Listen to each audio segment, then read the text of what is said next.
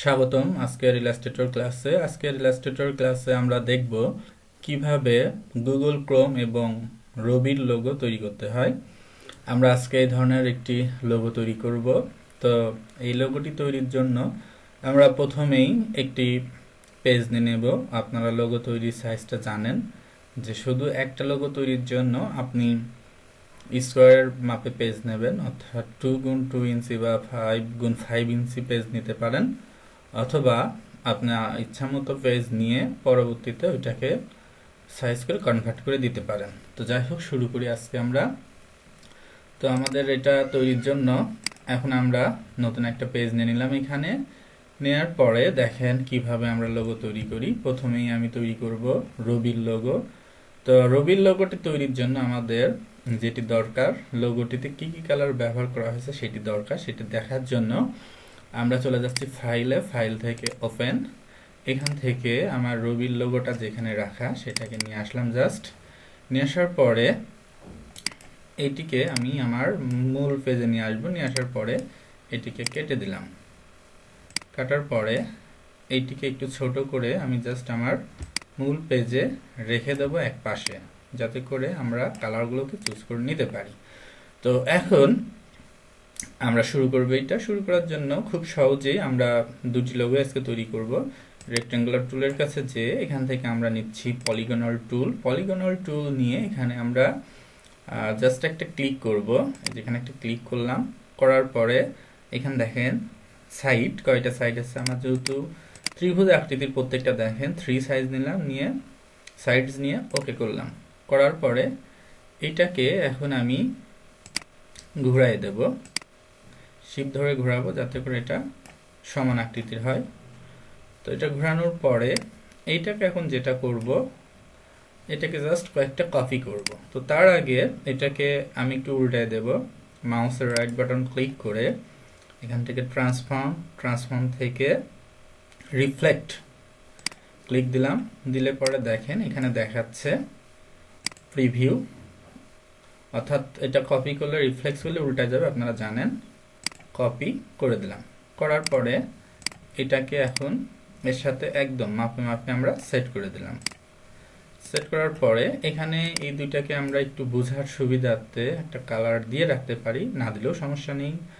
আমাদের যে fill colour দেওয়া আছে, স্টক কালার হালকা একটু আমরা দিয়ে রাখতে পারি। সাদা একটা স্টক আমরা মন চাইলে দিয়ে রাখতে পারি।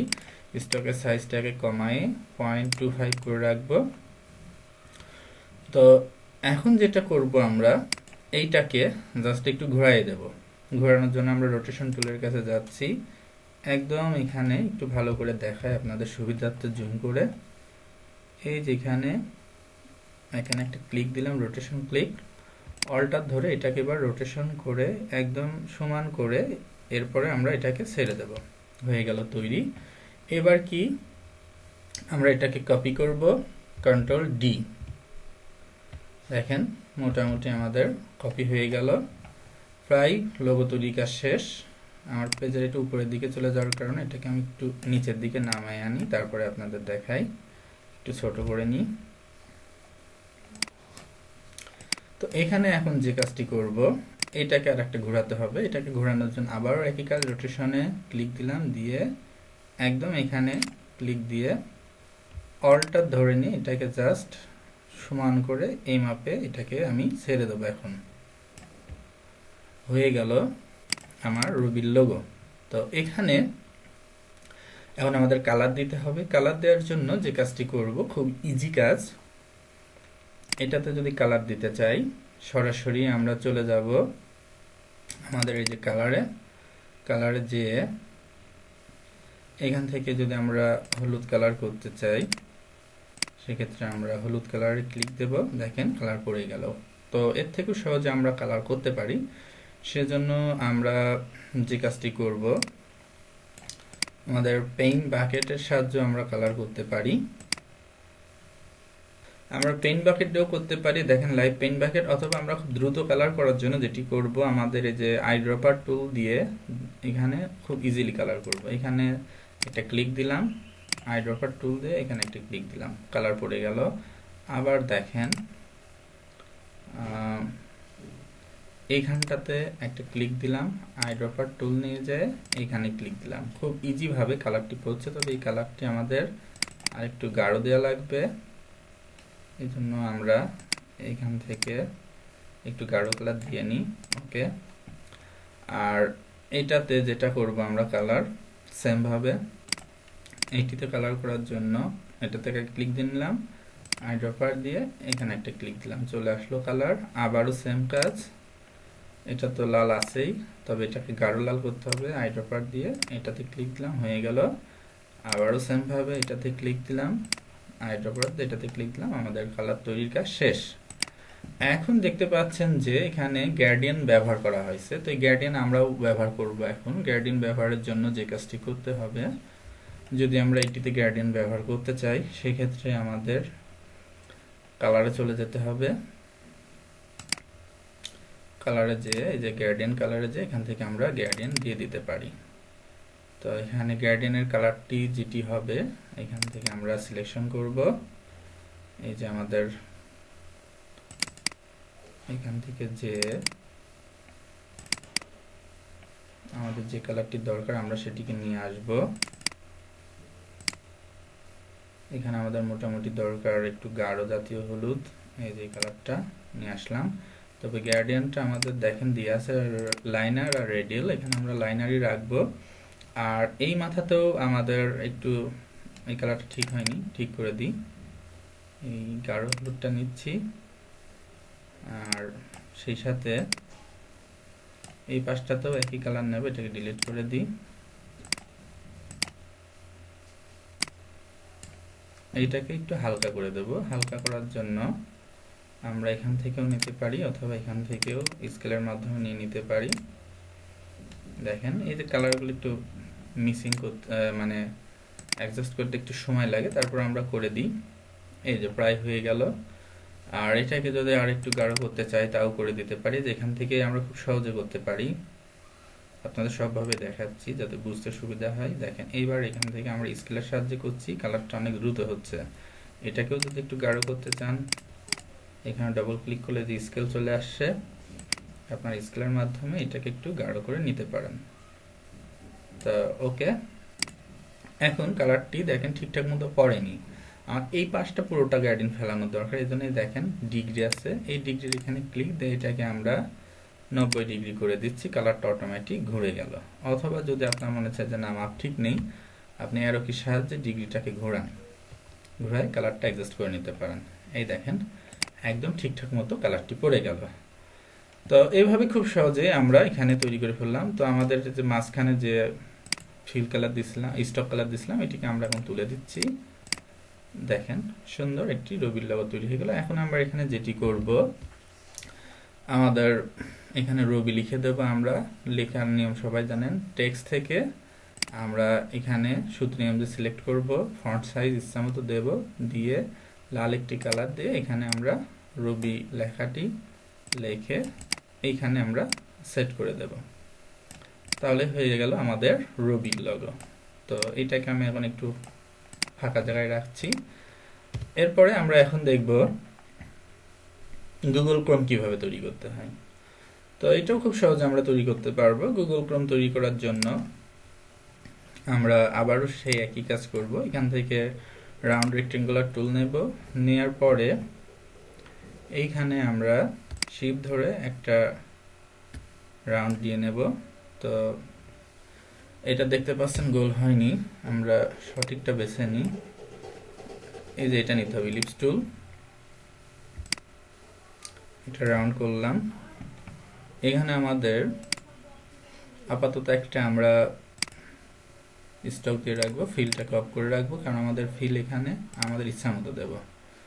দেওয়ার পরে এটাকে আমরা এখন একটা কপি করব। কপি করার নিয়ম আগের ভিডিওতে দেখছেন, আবারও মনে করাই দিই।